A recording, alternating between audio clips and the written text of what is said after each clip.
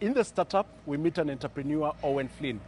EION FLINN started his company in 2011. The company is known as BAN. One of the prominent products is known as Jikokoa. It's making a lot of inroads here in the country. Kindly join us as we interview him in the startup.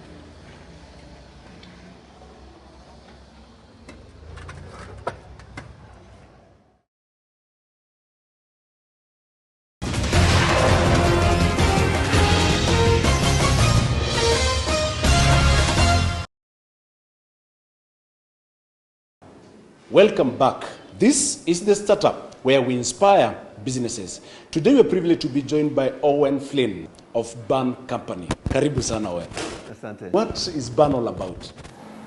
Burn manufacturing, we make the Jikokoa. Our company was started in 2011 by Peter Scott. Peter Scott is a Canadian guy living in Seattle now, where we have our design headquarters. And he was, for many years, designing stoves to reduce stress on forests in developing worlds. And I met Peter and joined him in 2011. In May 2012, I came to Kenya with 2 Jikos in my backpack. And we began to build the Kenyan business and raise the money to build this factory and developing the networks and the partnerships to have sales and distribution up and running to the point where today now we sell 10,000 Jikos every month. Okay. Probably why Kenya, if I may ask? Well, Kenya is just the beginning. So in 10 years from now, they'll have Jikokoa in 25 countries in Africa.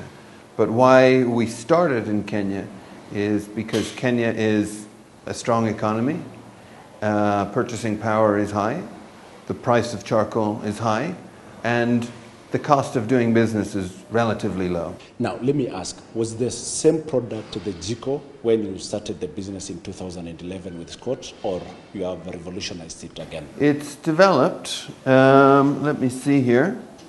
I can show you, this was the Jiko in my bag in 2012. When you came to Kenya? Yes. And this is the Jiko where we are today. So there's a lot of differences. There's a lot of continuous improvement and development that's happening. And it's all about listening to the consumer.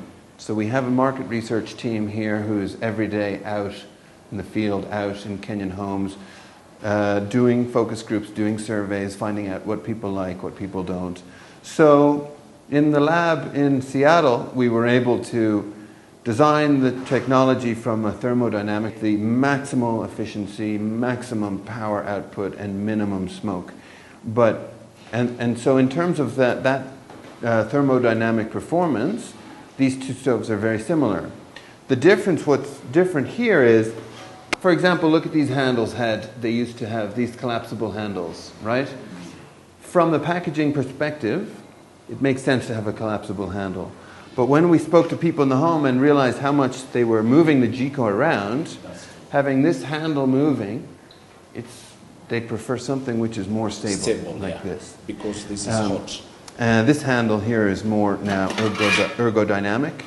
Now we're bringing air from also below the ashtray as well as above the ashtray, right? We have our Jikokoa branding here. At this time, we didn't even have the name. By using the name of the company. Yeah. So this is one of your successful brands outside there in the market. Mm-hmm.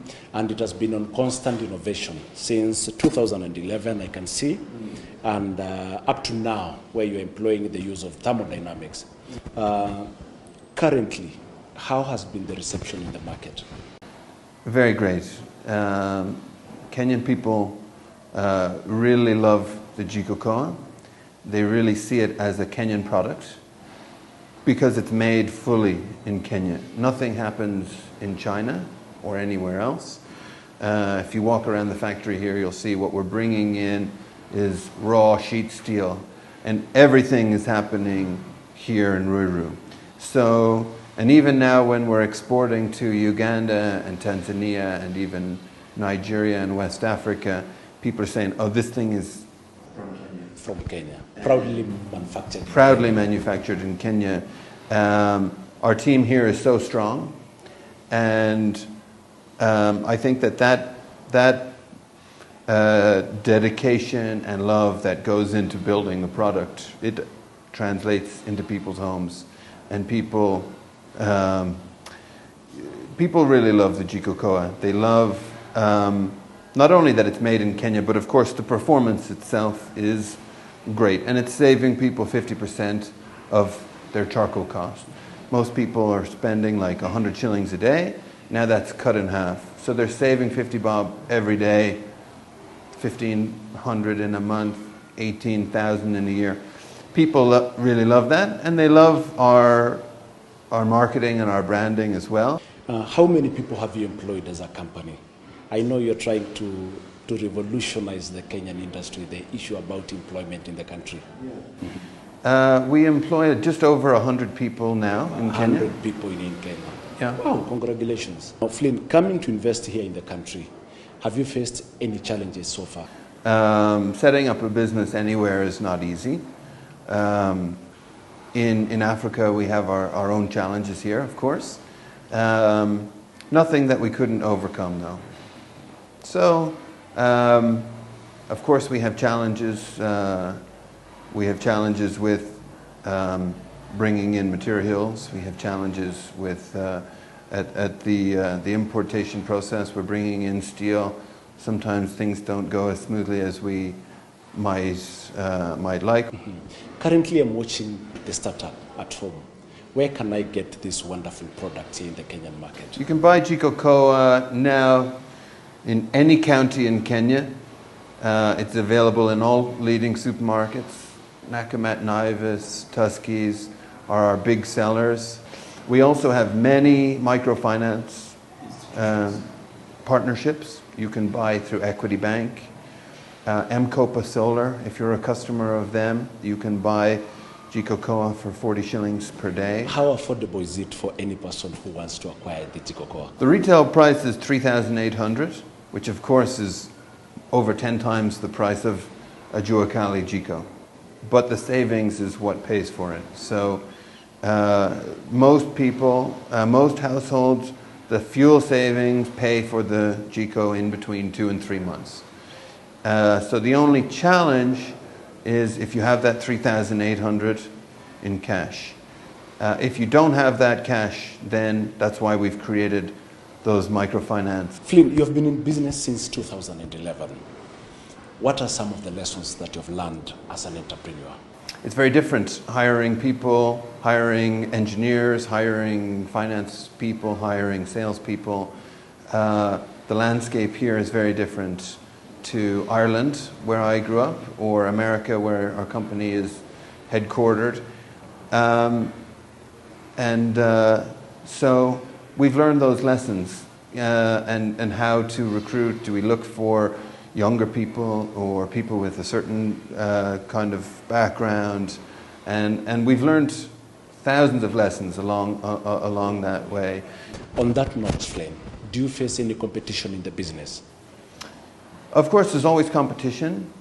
We are, in terms of a modern Jiko, we're the clear market leader here at the moment. There's nothing else, really, if you go into the supermarkets. There's a couple of other competitors in our space. For one thing, they haven't really cracked retail, so they're being sold maybe through NGOs or whatever. For us, you know, it's very difficult for them to get to the volumes and the scales that we're at now. So we consider ourselves lucky to date that we haven't yet faced real competition, but we know that there's other good products out there and that competition is coming, so we're just trying to stay ahead of the curve. You've been an entrepreneur for almost 4 years now. What advice can you advise other entrepreneurs outside there? Anyone who is a young, budding entrepreneur in Kenya, firstly, I would just say to you, keep going. It's always hard in the beginning. While you're in that early stage, really think about what are you doing? What's your product? If it actually becomes a success in 10, 15, 20 years from now, will you be so proud? Or will you say, okay, I'm a millionaire, now I'm a billionaire, selling soap, selling chemicals, selling something which is actually not helping anybody. If you're at that beginning stage, now is the time that you have that ability to choose what's your core business, what's your core values, philosophy, what's your product or products that you're selling, and think about, you will be successful. It might be a bit harder to sell something which is good for people, good for the planet. But when you get there and when you make it to the other side of the tunnel and you're successful, you'll be much happier if you're really, really proud of your product. So I would say think about those things now if you're in those early stages. Where do you see BUN as a company and some of the products in Jikokoa in the next 2 years? Next year, 2016, is a big year for us for export and taking over the export markets. We've really got a strong foothold here now in Kenya, and we're just scratching on the surface, Uganda and Tanzania, and we want to really develop those export markets and take this Kenyan product to the world next year. So we're selling 10,000 a month now. Next we hit 20, then 30, then 40, and maybe not in 2 years, but in 5 years now, the goal is to be present and a household name in 20 countries in Africa. Thank you so much, Flynn, for the good job that you're doing. Employing 100 people is not a joke. Continue with the good spirit. Asante. After the break, how they were started, then later on, we'll be joined by a startups expert.